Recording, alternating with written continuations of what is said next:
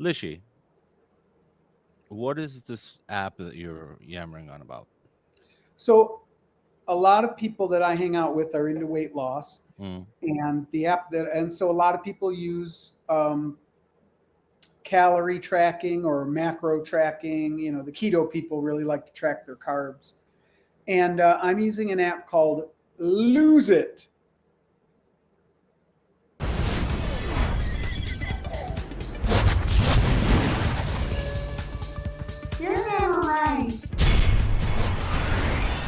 So I'm here with Lishi, and today we're discussing more weight loss strategies with friends. Love to give each other the biz news. Consecutive, I have not missed a day of putting in, to the best of my ability and memory, putting in my food for like 2,000 days, which is 4 or 5 years. You've been using the app for 5 years. I've been using it for like 10 or 15, but I changed over to another app for like 9 months when I was doing intermittent fasting Mm. and keto. Mm. But keto is not, it's not good. It's Mm. not good for me. You'll lose weight on it, but it doesn't do what they want it to do, is my understanding. And just so the people know, you lost 100 pounds, so they don't think that you're just making this up. And I lost 40 pounds, which is not the same. But we're both on this, let's call it weight loss journey. Yeah. Well, it's to get more healthy too. Well, But I'm yeah, at I started at 355 and I'm at 220 yeah. after like 3-4 years. You wait, The wait for applause. All right, go ahead. The the applause is strategy not going to be long. the strategy is in weight loss from time immemorial. Like there's one channel I watch, the guys reading diet books from like the 16th century, and pretty much a theme that's been going through weight loss forever is eat more vegetables. Mm. And I don't know when it started, but eat less sugar is a theme that I'm seeing in a lot of weight loss strategies. I'm also trying to eat more diverse protein sources, meaning at home, my protein is I try to not cook with animal products at home. And people say, "Oh, you're a vegan." It's like, I'm not a vegan. When I go out to eat, I get food. I get chicken and cheese, but in order to try to regulate my animal intake, I don't cook with it at home. So I try to have beans and lentils and tofu and tempeh and shit like that. The key to every diet seems to be more vegetables. Well, not only is our vegetables or something you don't actually usually even want to eat. Like for me, when I was Fiat, or because I'm still Fiat, but I would always be like, uh, instead of vegetables, could I just have fries, or instead of vegetables, could I just have more meat? Like I just thought of it as an extra thing that, but I didn't think of it as nutrients your body needs, or at least you'll eat less of the other bad stuff if there are vegetables on the plate. I thought of it as the opposite, which is it's taking up room on the plate for something I would actually want to eat. And I think a lot of it for me was thinking of food as fun, like that in that gratification, more of a like happiness is not the same thing as pleasure, right? Pleasure is fleeting, and happiness is long lasting theoretically. But I like for me, because I'm by myself, alone in this house, and for me, like I looked forward to ordering a giant pizza and basically eating it, and saying that I wasn't going to eat the whole thing, but by the end of the night, I had eaten the whole thing. Like I ate an entire pizza by myself. Only Like, one. well, so I'm saying, and more than once, depending on what I was watching on Netflix. And if it was bad, if what I was watching was bad, I would eat more of it because it was just something funsy to do. But I think that that's like changing the way I think about food helped me lose the 40 pounds in the 2 months. I'll tell you though, I don't think that reaction that you're describing Go on. is unnatural. Like I hear people talk about, food is love and we celebrate with food and we grieve with food. And of course we do, because, when we were cavemen, as we're evolving, food is scarce. You know, they don't have farms. You have to like go and eat rocks and wood and stuff. So giving somebody your food is absolutely a sign that you're in the club, you know, and we're programmed to eat as much as we can, the densest, as much calories as fast as we can because we're not going to have food for a long time. Yeah, your body it's designed to store fat, right? Because it thinks tomorrow you're going to go hunt and fail. Because most hunters fail. So a cheetah is running 70 miles an hour on an empty stomach because it wouldn't do that if it didn't want to eat it. And so 5 other times it's failed. And so the human body thinks that, oh my God, you are some kind of hunter because every time it doesn't know DoorDash exists. And so here comes the food, and it's like, oh my God, there's food. I should store this because he is the greatest hunter in the solar system. But tomorrow he's gonna screw it up, and I better store this because I just think we overeat as a. I mean, not I want to say as a culture, but I think we just eat too much Yeah, nowadays. and I just don't think that's a. I don't. What I'm saying, I agree with you, and I don't think that's a. I think not eating is a unnatural thing, and eating vegetables. Vegetables are really good for you, but you're. Eating natural is unnatural.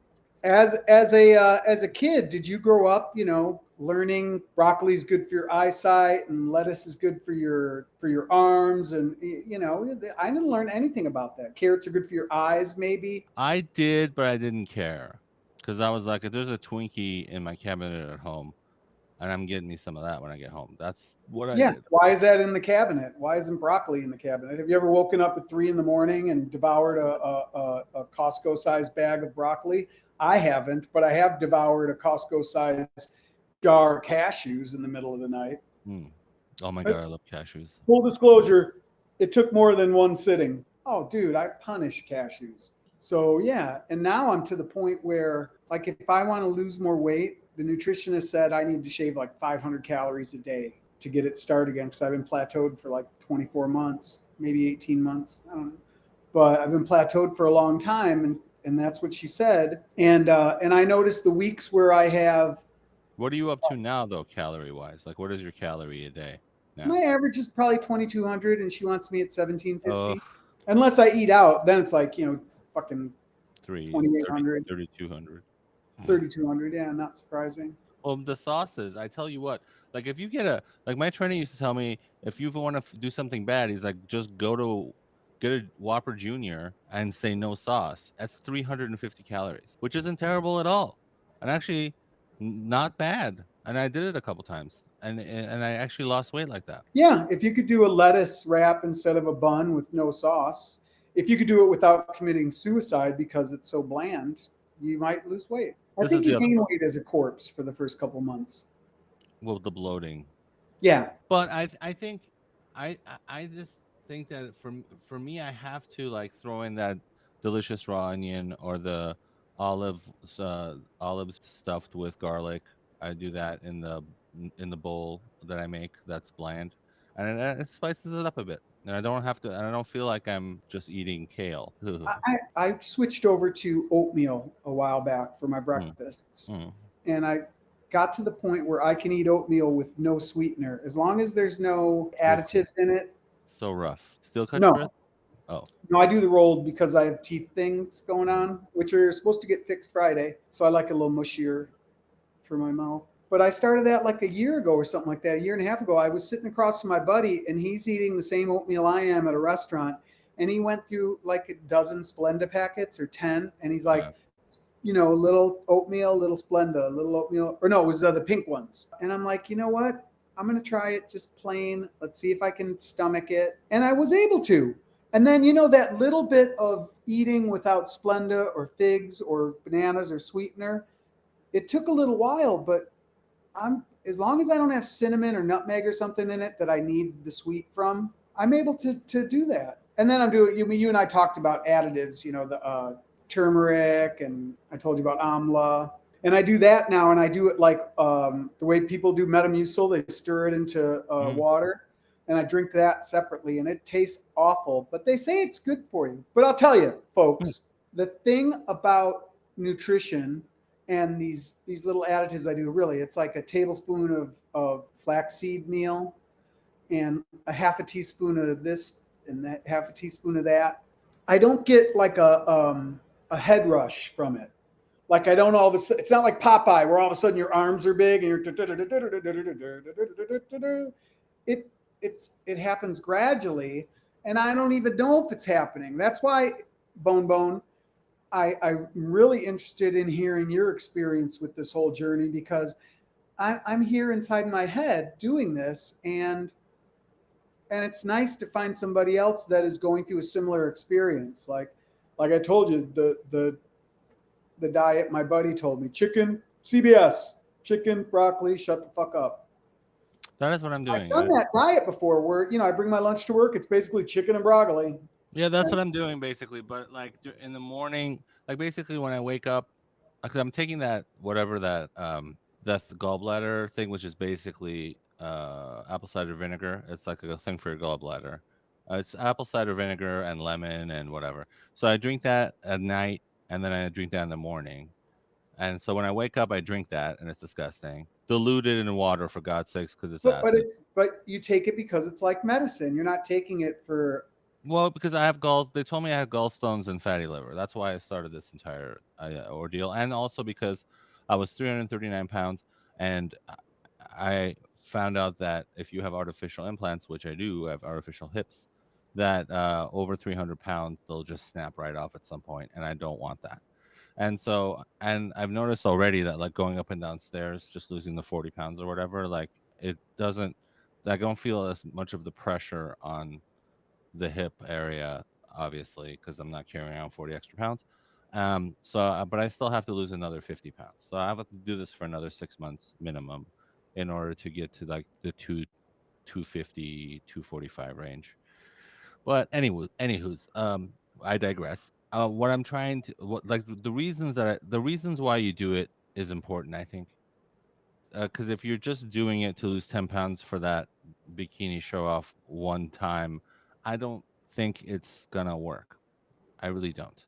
Or if you might lose the weight and just gain it back because you're not quote unquote off your diet or whatever. I'm just trying to not think of it as a diet. I'm thinking of it as nutrition for your body, like what you're doing in a day. Like it's a very specific, I think. Like I don't do a whole lot. I'm disabled. I don't go anywhere. I don't, and so I don't need 4,400 calories a day, which is sort of what a giant pizza is.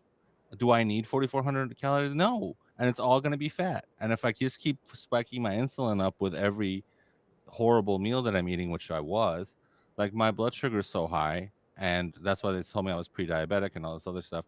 I mean, if you're at that point, which I was, you have to do something to bring down a lot of the bad things that you've done. And for me, that was, and you said intermittent fasting. I started with intermittent fasting, but I did it in a cheaty way where I would do the 8 hours. So you wake up, when I wake up, I drink that disgusting uh thing for your, it's horrible. And then I go for a walk around the block. Now the walk around the block does nothing for fat loss, but it gets your heart rate up to about double. And for me, it's double because I every step is a painful experience. So for me, it's very stressful. So it's like for you walking further than me.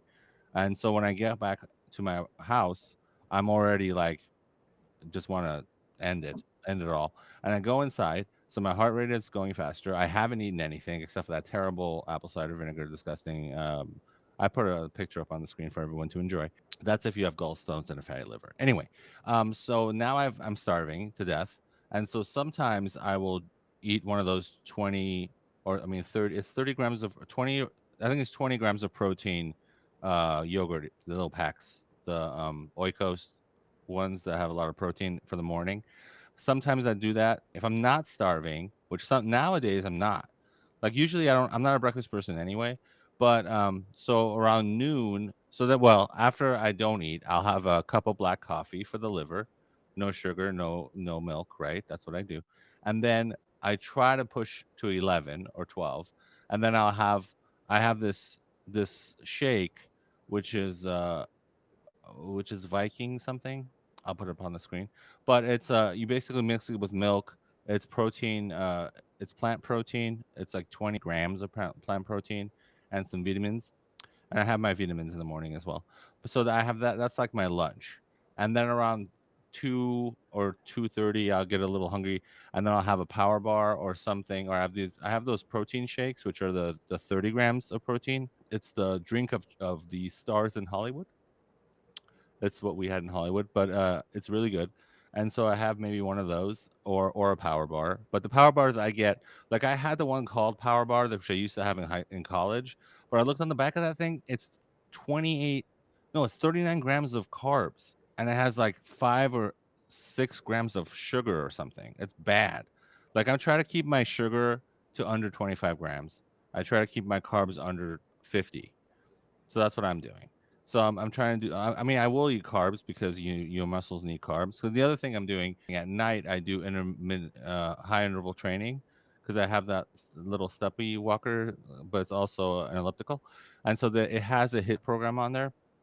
And so you go really fast and you go slow, and you go really fast and you go slow, and it's only 14 minutes, but it does create human growth hormone, HGH, which everyone seems to enjoy, but that will help you build muscle. And I also do some like you know dumbbell curls and push-ups and stuff like that.